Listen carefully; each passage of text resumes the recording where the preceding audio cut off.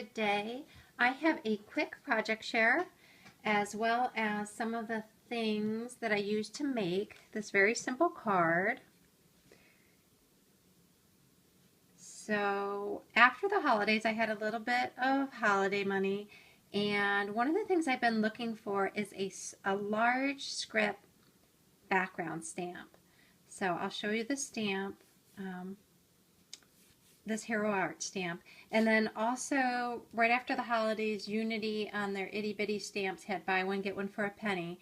So I purchased 4 of those and I absolutely fell in love with this one. I saw this one used on Pinterest as well as just pulling it up on web images. Every time I saw it used, I really liked it no matter how it was used. So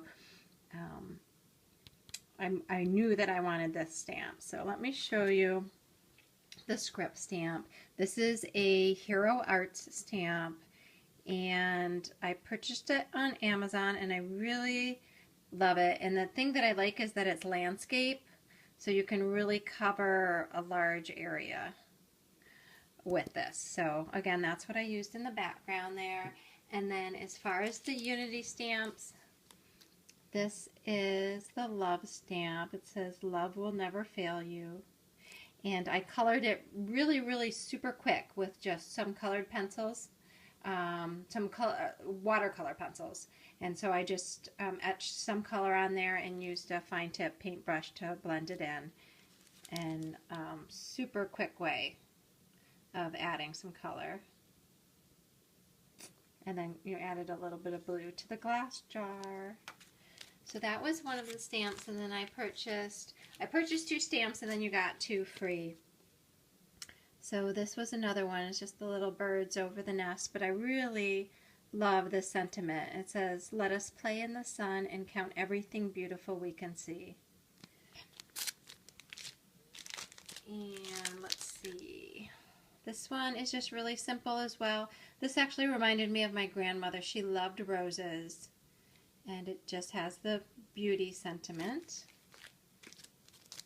And then this one, you have all of the little like vintage children, and they all come on one stamp together, but you could definitely, you know, stamp it and cut them out separately. And then it has 3 different separate sentiments. It has love, you are one of my favorite people, which I thought that was great, and a penny for your thoughts. And then Unity always sends you a couple extra little stamps when you order from them. Well, every time I've ordered from them they have. And so they sent this little envelope with the heart and a little sentiment that says you are on my mind. And then this round one, this is another one that I purchased. It says dream, hope, do. So that's what I got from Unity. And then one other thing I wanted to share, a couple of things. This cardstock, I've purchased this cardstock at a stationery store. It was, they have a bin of like leftover cardstock from wedding invitations. And I have to actually go find out what this is because it feels like it's about 120 pound paper, and it has a really kind of a gritty texture to it, but I used Heidi Swapp spray on it, and the cardstock did not bend or ripple, or it stayed completely flat. And I don't think I've ever sprayed anything and had it just stay completely flat. And it makes a super great card base because it's very strong.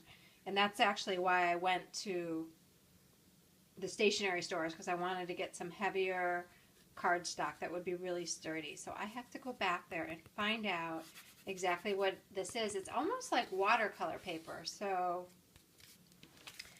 I'm going to find that out. And then I also made this envelope, and I wanted to share.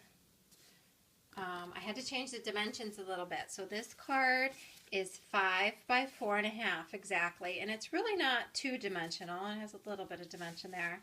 But when I made the, with my punch board, when I made the 4.5 by 5 envelope, to go for that size card. It was too tight. I could not get the card in, and typically when you make the envelopes, they always have a little bit of an extra room, and this one didn't at all.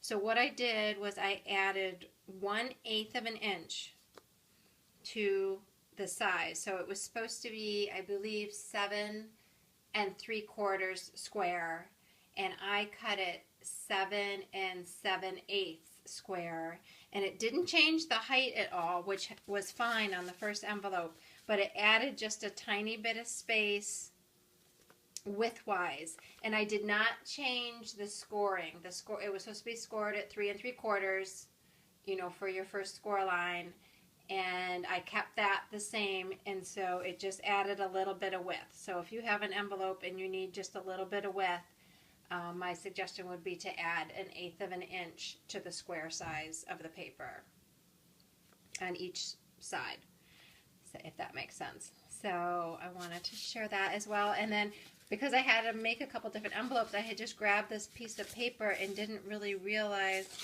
how well it went with the card. So I was happy about that. And now it fits perfectly in there. So that's all I have for right now. You guys have a great day. I will talk to you soon. Bye-bye.